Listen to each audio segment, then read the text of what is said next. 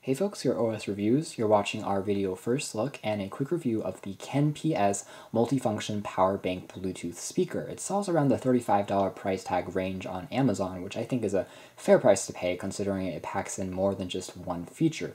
It works as a pretty decent stereo Bluetooth speaker. It's a wireless speaker. It also works as a power bank for charging a smartphone, Android, iOS device. Also works with tablets, PSP, portable gaming consoles. So those are all solutions that you can use this for.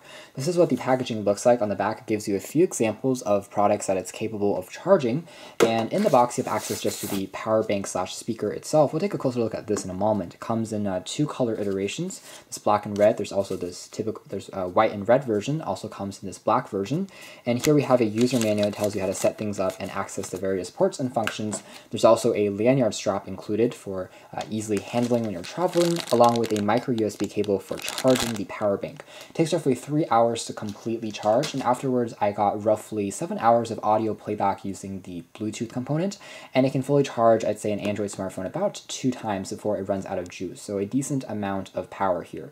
It's not a Qualcomm quick charge enabled battery pack, so it's not going to get lightning fast speeds, but still pretty good for the general user. So here we have access to the design. It's made out of a polycarbonate shell, so the plastic here is quite sturdy. However, it's not made out of a soft touch material, so the grip could be improved upon in terms of the movement and taking it with you when you're traveling. There's the company's logo directly on the front here, in addition to a latch which you can actually push on to open up the door on the front, which allows you to then use this as a mechanism for sticking your phone into place, kind of a nice little handy trick. So we are able to do with this effectively is kind of put it the other way now, and now I have the ability to have a few suction cups, and I can use this as a mobile stand. Again, one of the multifunction features. This only works well if your phone has a flush surface, best if it has a glass surface or a very shiny plastic. So if you have a cover or a skin, it's not going to work as well. A little bit of moisture also helps, but afterwards you can then push down on the suction cups or the micro suction cups, and you can use it as this pseudo stand for watching videos and attach it into this one place for safekeeping. When you're done with this, you can then pop it out again and then rotate it once more to close up this design. So pretty unique. It feels quite hefty, and the weight here is well balanced, surprisingly heavy again for something of this size, which is to say about the size again of a modern smartphone of about 5 inches. So here we have access to all the controls in the very top, and they correspond to the power on-off switches, skip track controls, and the center also dubs as a play pause key / answer reject call key. There's indeed a noise isolating microphone on board, which allows you to use this as a hands-free speakerphone. It works quite well even under noisier environments, and it's one of the features on here that we enjoyed using as well. So if you want to do some speakerphone calls or conference calls, it does the job. So you can see here that the speaker grills are located on either side of the edges. This is a nice placement because if you have the power bank unit stacked onto a surface, it's not going to block the sound from coming out at either end. The usage of this design also ensures that sound passes through at the certain distance, so you get that true three-dimensional effect when you're watching perhaps a soundtrack or listening to music that's a bit more dynamic and features a bit more of a movement as well. So you really get that full impact, which is cool. Otherwise, you can see there's a few accents running through here and there. The back also features the aforementioned lanyard strap, and you also have access to a bit more info about the unit. You can see the capacity of the battery is set at 5,000 milliamp hours capacity, and the output is capped at 5 volt 1.5 amps. So not quite 5 volts 2.0 or 2.1 amps, which we would have liked to see in terms of charging a larger tablet like the Apple iPad. It really requires that amount of power, but certainly for a cell phone or a portable gaming console, it's going to more than do the trick as a power bank. So there's another latch on the back, which you can then rotate to open up the ports for charging. There's a full-size USB port, again, for plugging into your device. You want to charge it, use it as a power bank. It's a smart charger. It's not going to overheat or overcharge your product.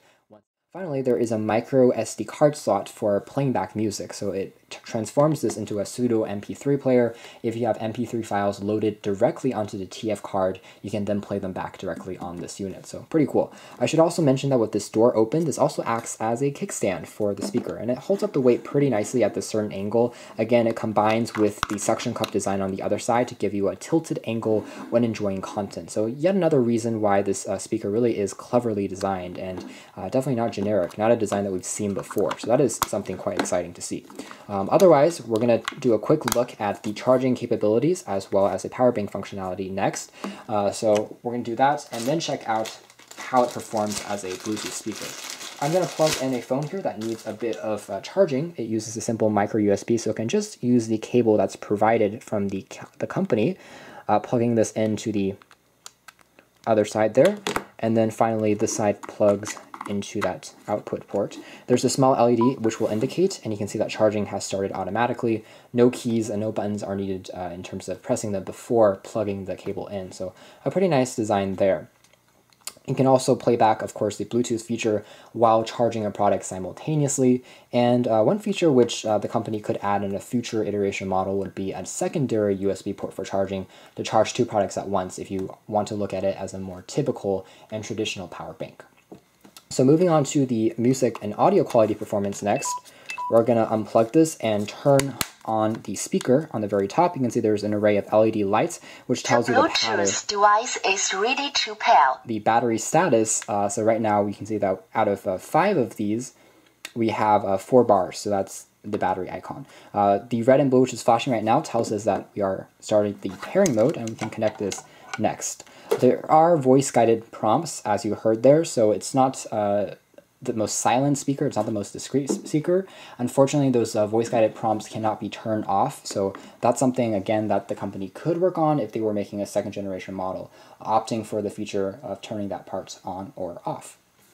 So we are connecting with the speaker right now. It's called the KP8086. The Bluetooth device is connected successfully.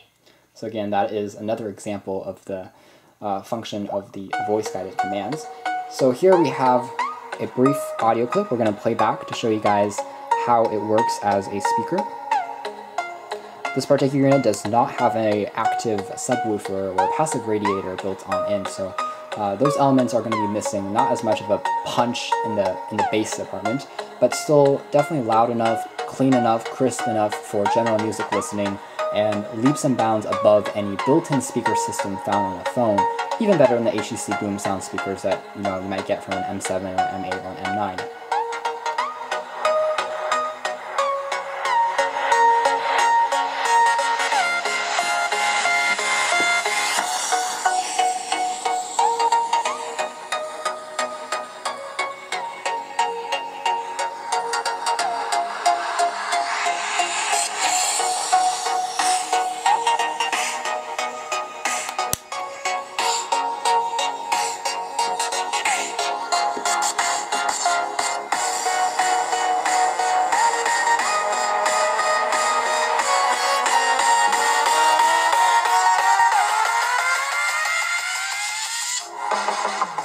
Alright, so we're going to turn down the volume now.